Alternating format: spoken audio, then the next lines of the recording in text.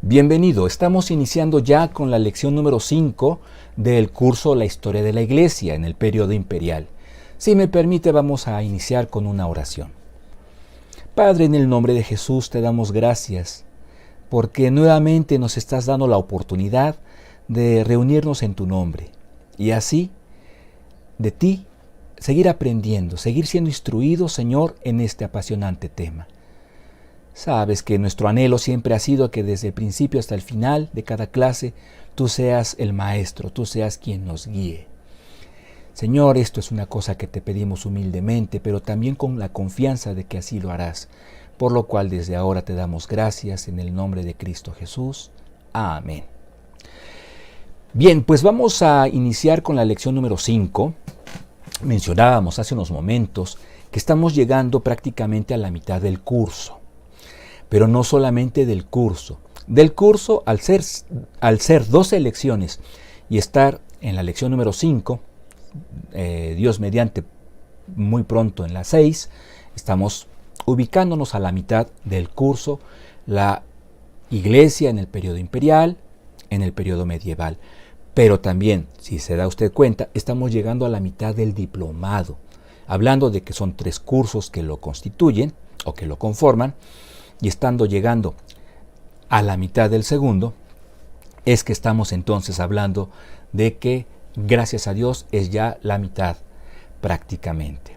Así que es importante también mencionar cómo es que durante los primeros 5 siglos de su existencia, la Iglesia de nuestro Señor Jesucristo fue experimentando cambios, diferentes matices.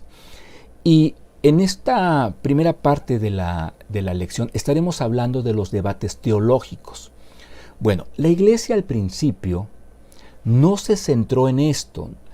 Lo hubo, pero no fue una constante, no fue algo que caracterizó la vida de la Iglesia, el debate o los debates teológicos. En gran medida queremos pensar que porque al principio, por ejemplo, la Iglesia se concentraba en la cimentación, en la institución de la doctrina de los apóstoles, doctrina obviamente dada por el Espíritu Santo. También hemos de recordar que la Iglesia estaba concentrada necesariamente en la presión que sufrió del judaísmo. Posteriormente, algo todavía más horrendo, hemos de decir, la persecución por parte del Imperio Romano, seguramente también fue un factor, dentro de varios que hemos mencionado, tal vez al menos estos 3, que a la Iglesia la tenían ocupada, todos estos elementos, más que el hecho o la necesidad de estar debatiendo doctrinas. Sin embargo, a partir de que Constantino establece no más persecución a la Iglesia, nosotros podemos darnos cuenta de una manera, cómo de una manera diametral la Iglesia empieza a desarrollar en su comportamiento mucho de lo que es la disputa, la confrontación teológica. Entonces, eso es, o esa es la razón por la que en esta lección, al principio, en su primera parte, necesitamos o tenemos que hablar de aspectos dentro de este escenario del debate teológico. Tenemos aquí en este ejemplo como una de las principales doctrinas que fueron debatidas fue la deidad de Jesucristo. Y teníamos por un lado a quienes defendían a capa y espada, con la palabra de Dios como respaldo, que Jesucristo es el Verbo encarnado para así poder morir por usted y por mí y así darnos la vida eterna. Teníamos, ¿verdad?, a los teólogos que defendían Jesús es Dios. Pero, lamentablemente, por otra parte, también estaba la teología, el estudio que se hacía de la palabra de Dios, en la que se llegaba a conclusiones imprecisas, erráticas, incluso heréticas. El arrianismo, un ejemplo de ello, sostenía, como lo quiera usted decir, que Jesús es un ser importante, pero no es el creador, no es Dios mismo. Entonces, por eso en este primer cuadro quisimos ejemplificar de una manera breve cómo es que se debatían las doctrinas en el seno de la Iglesia. Bien, entonces vamos a hablar de 4 aspectos sobre estos debates. Por un lado, debemos tener muy presente o recordar que los teólogos, a partir del estudio concienzudo, profundo, sistemático que hacían de las Escrituras, pero que a partir también de la poca o mucha influencia filosófica con la que crecieron, hacían planteamientos doctrinales parcial o ampliamente desviados de la verdad bíblica, alejados de la Biblia. No debemos olvidar, hermanos, amigos, que fuera de las fronteras palestinas, el cristianismo se fue extendiendo. Estamos hablando de territorio romano, imperio romano, en donde, religiosamente hablando, reinaba el paganismo. Es ahí donde muchos teólogos nacieron, crecieron, y queriéndose o no, ellos fueron creciendo, desarrollando su vida con mucha influencia filosófica pagana. Entonces, cuando ellos se centran en el estudio de las Escrituras, muchos de ellos pudieron hacer una separación drástica entre lo que antes creían con lo que ahora podían ellos conocer a través de la Biblia.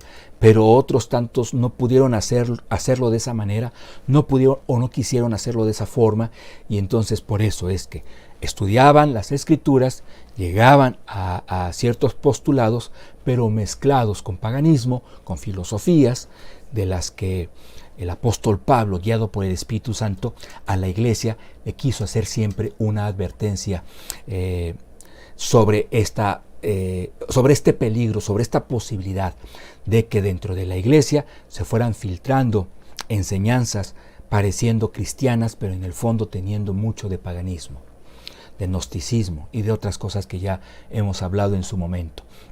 Entonces, por eso es que ahí en el inciso A, que hemos leído y vamos comentando, tenemos esto, que de manera parcial o total había un alejamiento en varios de ellos o en un buen número de ellos, de estos teólogos, por lo cual pues el debate teológico fue una constante, decimos.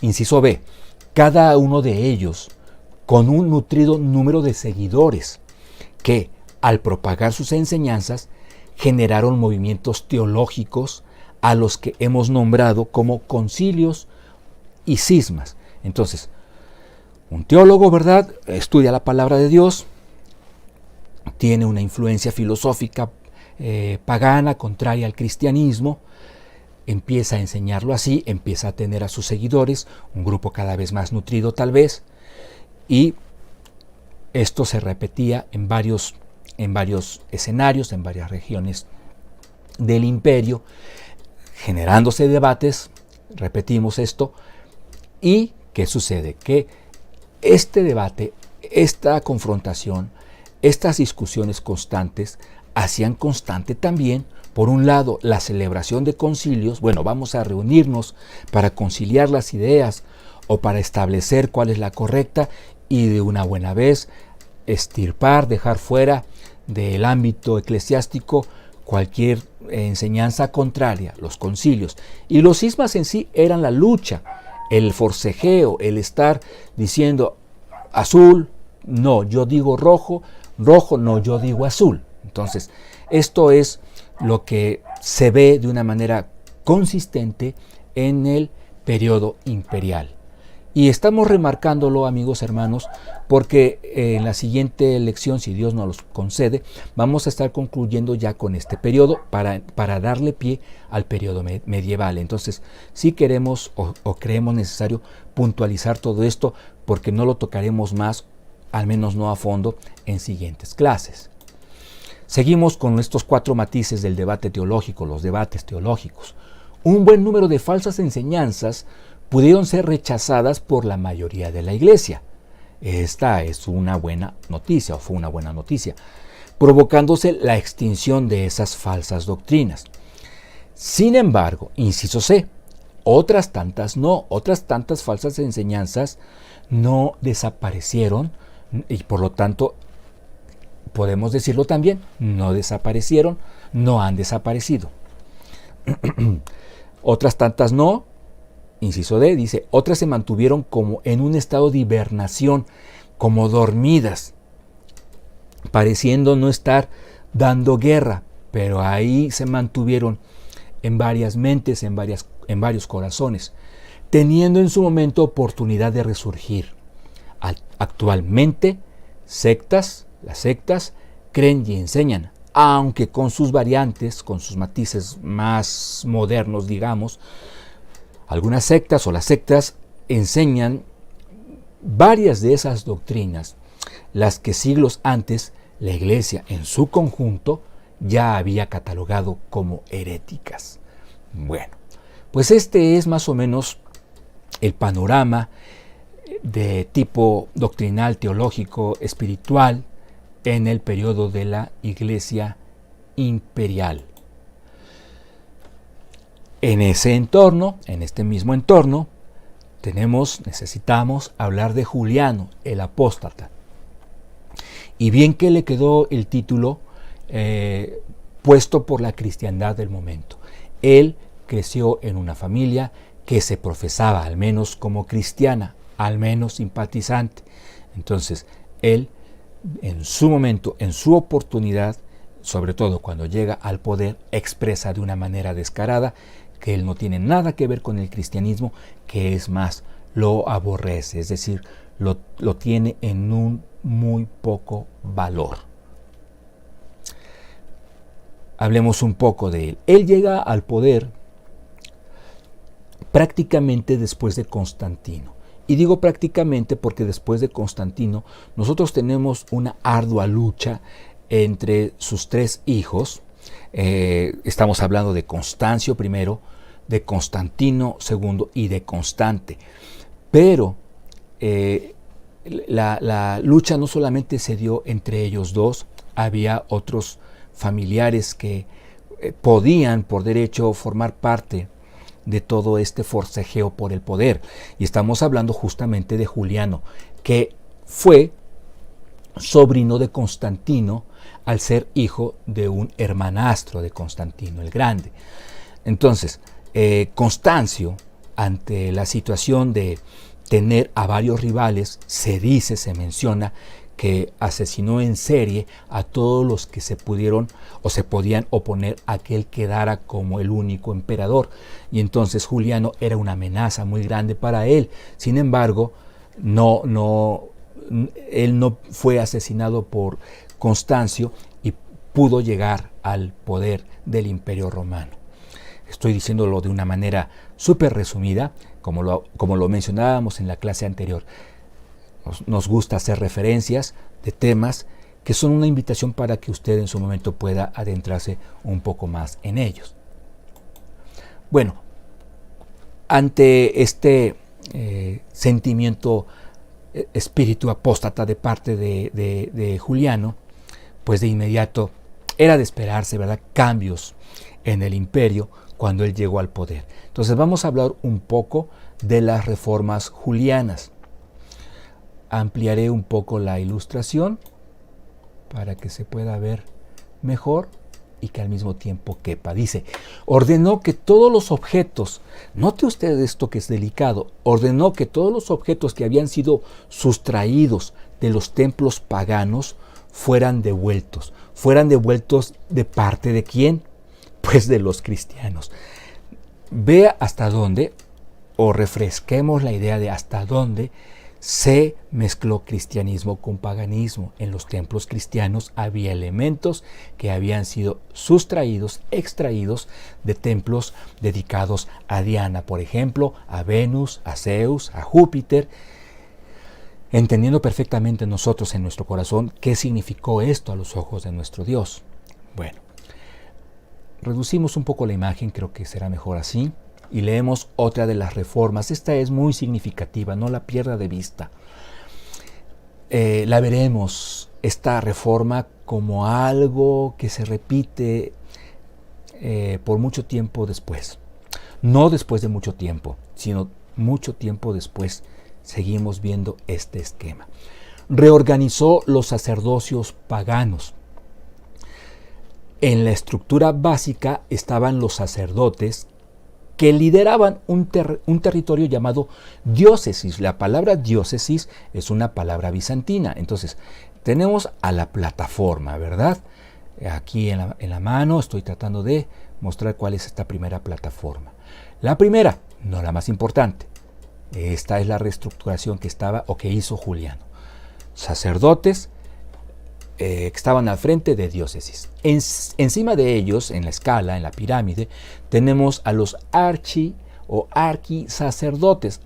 Vamos a decirles ahora, archisacerdotes. Archienemigo, que es lo que queremos decir, que es un enemigo mayor, ¿verdad? Entonces, archisacerdotes, sacerdotes superiores, claro, ya en menor número. Entonces, tenemos en la primera línea a los sacerdotes, luego a los archisacerdotes, responsables de arquidiócesis. Aquí ya la palabra inicial cambia de archi a arqui, la arquidiócesis. O sea, ellos eran responsables de varios sacerdotes. Prefijo es la palabra que quería yo decir. Encima de ellos, los máximos pontífices. Estamos hablando de este renglón, señalado con la mano, con el cursor, mejor dicho. ¿Okay? Están ahí los máximos pontífices de las respectivas provincias, obvio de regiones ya más grandes estamos hablando. Y finalmente, encima de ellos, ¿quién cree que se ubicaba o fue ubicado? Pues tenemos aquí al sumo pontífice, que en este caso, obvio, era o fue Juliano. Entonces, Juliano reestructura el orden sacerdotal, lo organiza con este esquema piramidal, pero ¿qué cree? Es una estructura que se mantuvo y se mantiene en un sector muy amplio del cristianismo. Entendiendo que en el cristianismo, ¿verdad?, tenemos diferentes denominaciones, nomenclaturas, de lo que detallaremos en la siguiente lección ya de una manera más precisa. Seguimos hablando de sus reformas. Sus reformas no fueron muy populares. Algunos aplaudieron esto, que no fueran muy populares estas reformas. ¿Pero por qué? ¿Por qué no fueron tan populares? Recordemos un factor fundamental, que los beneficios del extendimiento del cristianismo llegó a muchas personas.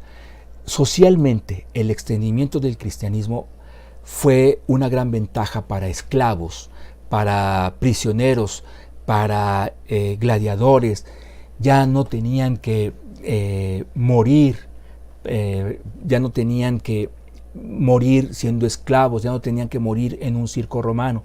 Entonces, por eso mucha gente, aún no siendo netamente creyente en Jesucristo, no estaba muy de acuerdo en que Juliano quisiera retomar los matices del Imperio Romano que tuvo anteriormente.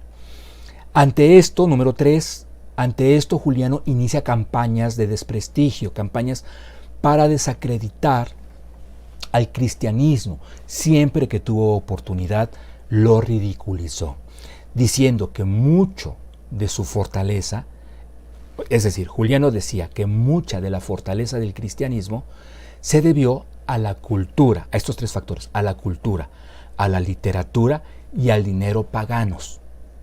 Y sabe que no estaba muy lejos de la realidad.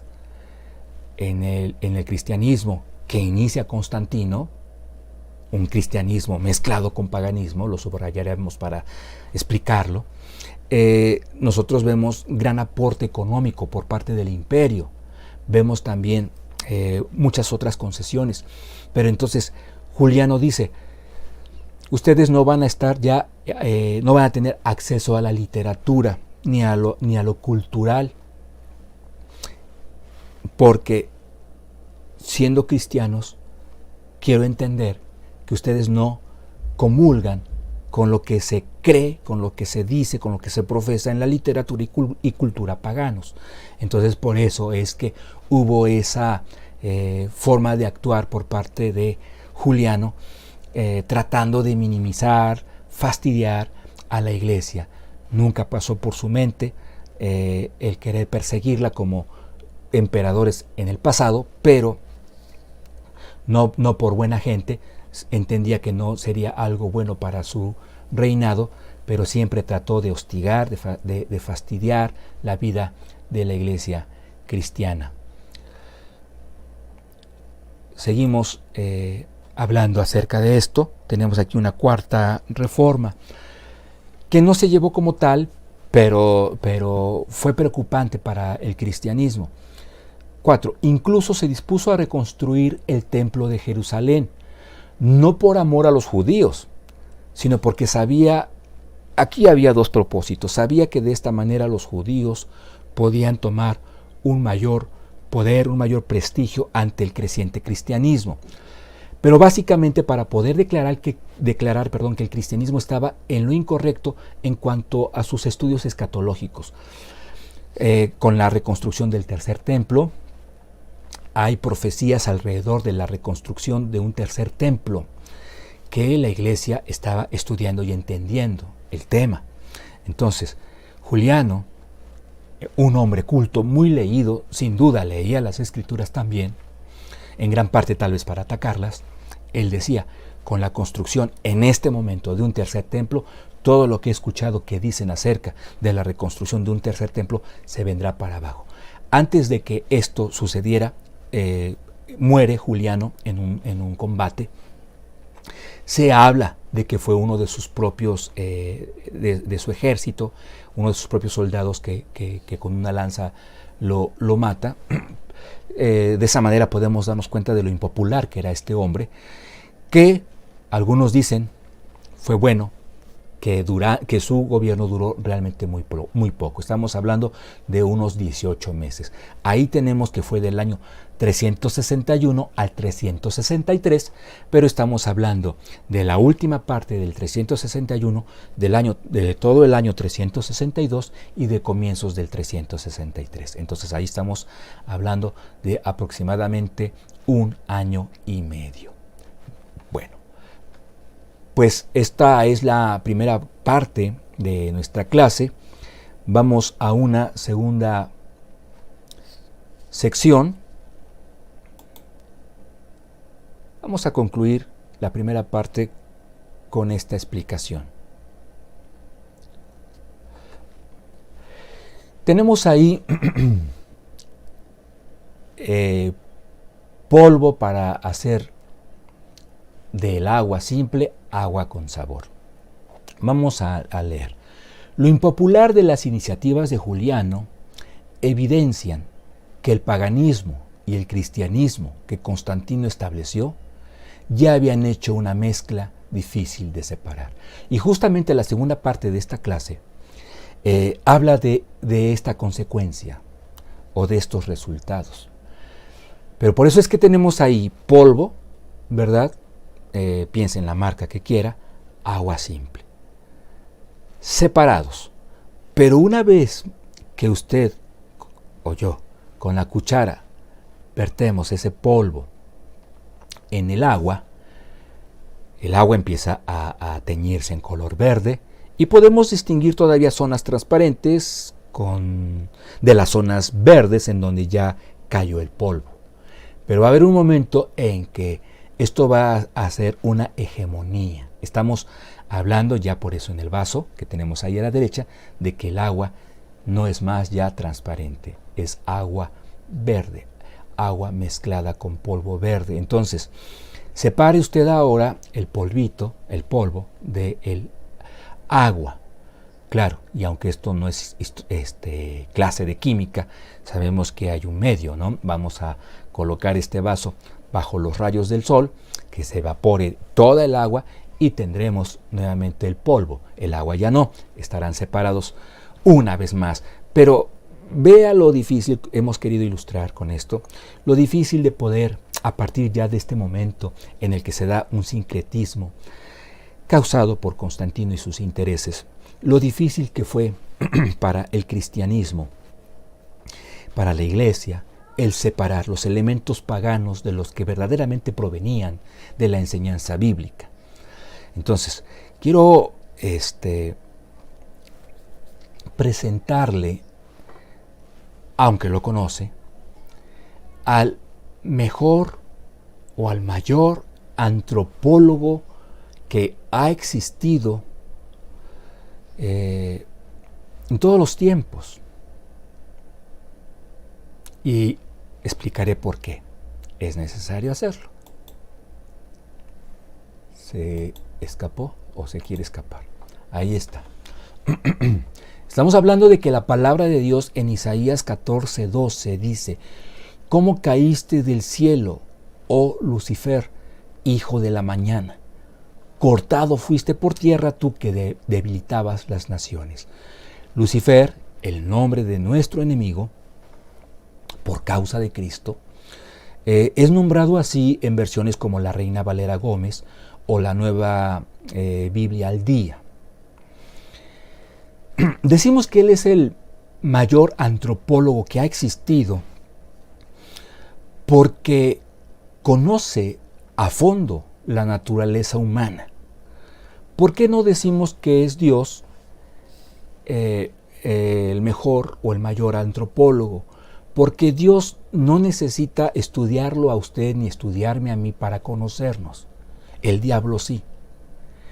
Pero debe quedarnos claro, aquí lo estamos leyendo, al enemigo le queda claro, en el párrafo final, en el que está abajo, dice, al enemigo le queda claro que el ser humano por naturaleza nos ha estudiado perfectamente. Por naturaleza, a partir de la caída, es un ser, el ser humano, al que le atrae mucho lo mítico, lo místico y lo supersticioso. Lo repetiré. Nuestro enemigo nos ha estudiado profundamente antropología, el estudio del hombre. Por eso decimos que es el mejor antropólogo. Él sí necesita estudiarnos, Dios no. Dios nos conoce a la perfección. Aclaro eso. Entonces, el enemigo se ha encargado por los siglos de estudiarnos, de estudiar la naturaleza humana. ¿Cómo quedó la naturaleza humana después de la desobediencia en el Edén?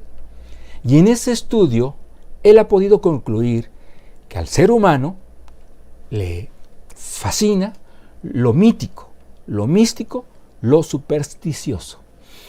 Por eso es que cuando el paganismo, lleno de estas tres cosas, se mezcla con el cristianismo, hace del cristianismo, en menor o mayor medida, en su momento, en algunos sectores, una práctica que involucra lo mítico, lo místico y lo supersticioso. De ahí la dificultad, nos vamos una ilustración atrás, de separar de ese vaso con agua verde, no sé, limón o pepino, los dos elementos, el agua por un lado y el polvo por otra parte. Entonces vamos a hablar de estos tres factores: lo mítico, lo místico, lo supersticioso. Lo mítico, y de esta manera estaremos ejemplificando lo que estamos diciendo, lo estaremos sustentando. Durante este periodo de la Iglesia Imperial, vemos una constante en cuanto a la construcción de las basílicas, al menos las principales. Las principales eran construidas donde supuestamente yacían los restos de algún apóstol o mártir. Ahora decimos apóstol o mártir porque todo apóstol de Jesucristo, estamos hablando de los 12, ya con el ajuste ante la salida de Judas, murieron a través del martirio. Los apóstoles murieron como mártires, sí, pero los mártires, fuera de esos 12, obviamente murieron por Cristo, pero no necesariamente o no fueron apóstoles. Por eso decimos apóstol o mártir. Entonces, usted va a ver basílica en honor a San Pedro, en honor a San Juan, en honor a San Andrés, y menciono a estos tres porque es de los que más se dice que estas basílicas fueron construidas justo arriba de sus restos, de su esqueleto, de sus tumbas. Entonces, ahí tenemos un dibujo, porque fotografía no hay, de la antigua Basílica de San Pedro. Pero así hubo en su momento de otros mártires, de otros apóstoles, de otras grandes mujeres. Este mouse tiene prisa, pero debemos ver con calma. La historia, vamos hablando todavía un poco más del mito. La historia es clara cuando dice que la tradición es la única fuente de información para creerlo así. Estos son los restos de Pedro. La historia establece que la tradición oral es la única base que se puede tener para decir sí. No hubo otros elementos científicos, metodológicos que lo pudieran avalar o que lo puedan avalar. Seguimos leyendo. Ahora, a ver si hacemos un poco más grande esto. Es que si lo hacemos grande ya no cabe. Ahora, la palabra tradición es un término muy cordial, pero siendo más técnicos, el término bien puede ser mito. O sea, ¿qué es el mito? El que le da sustento que ahí en esa basílica, o mejor dicho abajo, están los restos de San Andrés, de San Juan, de quien quiera usted mencionar. Vaya dentro de la historia de la Iglesia imperial, en su etapa imperial. Ahora, disculpe, sí es importante resaltar lo que es un mito. Mito es una historia que se apoya en la tradición oral para tratar, subrayemos eso, tratar de explicar por medio de la narración aspectos de la condición humana. Se aplica especialmente a la que narra las acciones de los héroes o dioses de la antigüedad. Y en esta, nos gustó esta ilustración denme un segundo, para reforzar este punto, porque estamos viendo aquí el típico juego del teléfono descompuesto, en donde en una fila de personas, ¿verdad? Usted comienza diciéndole algo al que está inmediatamente cerca de usted, lo que sea. Y esta segunda persona, usted es la primera de la fila, tendrá que hacerlo así con el tercero y el tercero con el cuarto y así con el 10º o el 20º según hayan sido, ¿verdad? Los que se formaron en esa fila.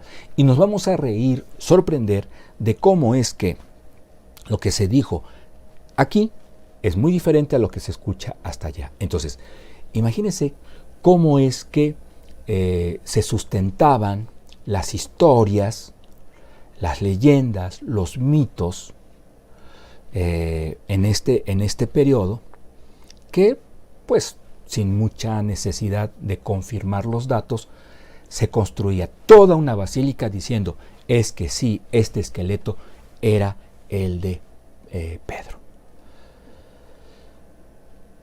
Entonces, el mito fue algo que se empezó a introducir en la Iglesia, en la historia de la Iglesia, en el cristianismo.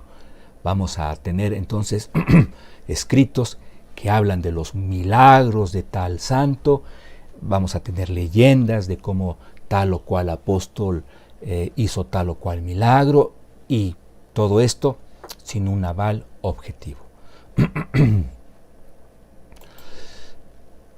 Le digo que este mouse tiene mucha prisa para acabar la clase, todavía no es tiempo. Tenemos el aspecto místico. Nada más le estamos añadiendo una S a la palabra, pero la cambia por completo. La vida monástica, por ejemplo, de lo que hemos hablado en su momento, fue leña para el fuego místico, si se podía decir de esa manera. Estos hombres, hablando de los monjes, de los que practicaron la vida monástica, se apartaban para orar, para estudiar, para meditar en nuestro Señor. Alrededor de ellos, la gente empezaba a mistificar sus vidas. No, es que no estaba durmiendo, estaba Dios hablándole. No, es que no está llorando, es una risa de gozo. En fin, se empezaron a desarrollar un sinnúmero de elementos místicos alrededor de muchos de estos hombres. Bueno, pero aquí quisiéramos hablar de una investigación que tuvimos la oportunidad de desarrollar sobre el misticismo en la iglesia. Y mire, es algo breve que vamos a tratar de explicar, pero creo que lo ilustra bastante bien. Hicimos una investigación para conocer qué temas pueden estarle interesando más a la iglesia en general, al cristianismo en general. Y elegimos 2 temas, no contrarios, pero sí diferentes en gran parte, por naturaleza, y nos sorprendimos de cierta manera. De cierta manera porque sí, cuando hicimos la investigación, breve por cierto, lo hicimos considerando que era más para comprobar algo que ya sospechábamos. Esta investigación la hicimos en redes sociales y bueno, pues los resultados los vamos a ver más adelante, pero quiero hacer algunas otras aclaraciones. No fue una investigación de campo como tal, pero tampoco netamente documental. Fue una red social, nos permite, creo que la combinación de ambos elementos. No estamos con la persona en vivo, pero sí estamos viendo reacciones de personas reales y no solamente un escrito como tal. A eso nos referimos. Se consultaron varios videos de estas redes sociales para tratar de ver, bueno, cuál es el tema que más le puede apasionar a la iglesia. Pero fueron videos, no cápsulas. Porque las cápsulas, bueno, pues en su duración podemos hablar tal vez hasta de 7 minutos tal vez. No, estamos hablando de videos de aproximadamente 1 hora. Bueno, ese es otro factor que es importante considerar y que es mi obligación plantearlo para que si usted quiere corroborar esto que va a ver en el análisis final que tuvimos. Los 2 temas. Tema número 1. ¿Cómo puedo yo saber cómo hablar en lenguas? Tema número 2. ¿Cómo puedo yo perdonar a mis enemigos? Hacemos una aclaración más que pertinente. Nuestra iglesia, la Iglesia Bíblica Torre Fuerte, tiene una postura bastante equilibrada, apegada a la Biblia totalmente, en torno al tema del don de lenguas. Usted puede consultarlo en la sección de ¿qué creemos? De la página de nuestra iglesia, la página web. No es tema de esta clase. Aquí lo que queremos resaltar, no estamos valorando el tema del don de lenguas. No estamos emitiendo un juicio de valor por el respeto que nos merecen otros grupos cristianos que pudieran estar presenciando este curso. Aquí lo que queremos resaltar es qué es lo que le mueve más a la iglesia, qué es lo que le interesa más a la iglesia. Bueno, entonces los temas son, ¿cómo puedo yo aprender a hablar en lenguas? Porque no lo he hecho, no lo he logrado, no lo sé hacer.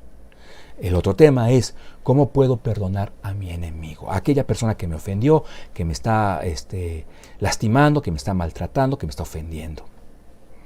Entonces, habiendo hecho esta aclaración, vamos a presentar los resultados. Vamos a hablar de los 3 videos más significativos de el tema del don de lenguas. ¿Cómo hablar en lenguas? Así se intitula el video. Tuvo hasta el momento 44.516 visitas.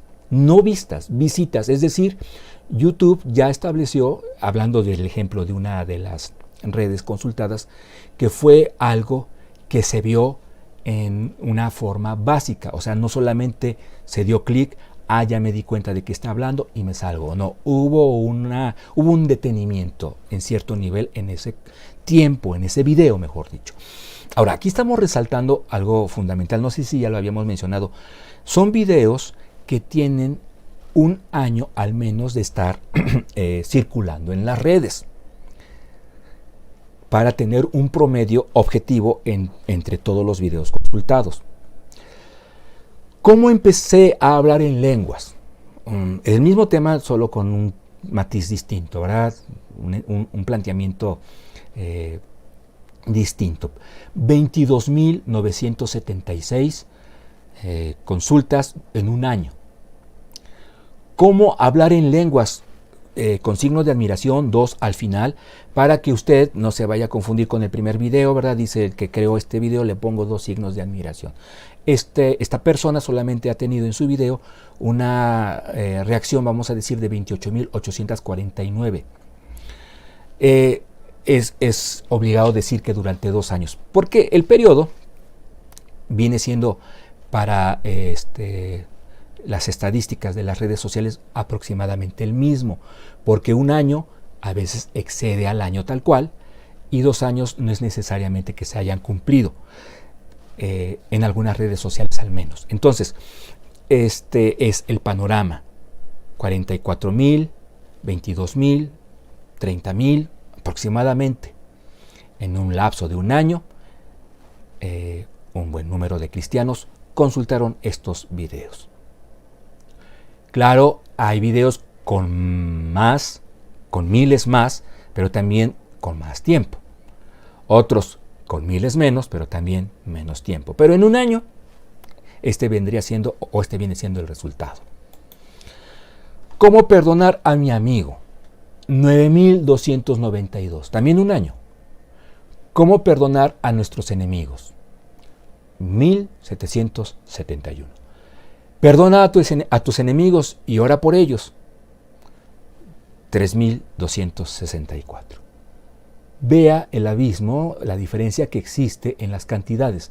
Mientras que aquí estamos hablando de unos 30.000 en promedio, aquí estamos hablando de unos 5.000 en promedio. 9, 10, 13. Entre 3, menos de 5.000 en promedio. Hay una nota al final que me llama la atención y que quiero compartirle. Hay videos que tienen más visitas.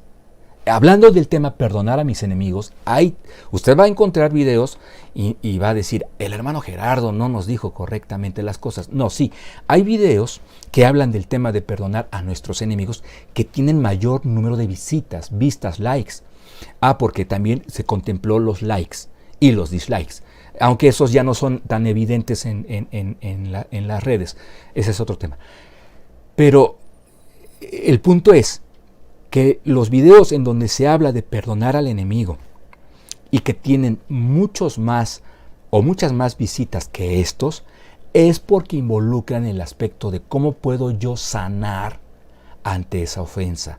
O sea, el enfoque es más, cómo puedes sanar tu corazón más que el ejercitar el perdón en sí, más allá de lo que yo pueda estar sintiendo aquí, en contra de la persona que me ofendió. Espero haberme explicado, pero vea la gran diferencia. ¿Por qué?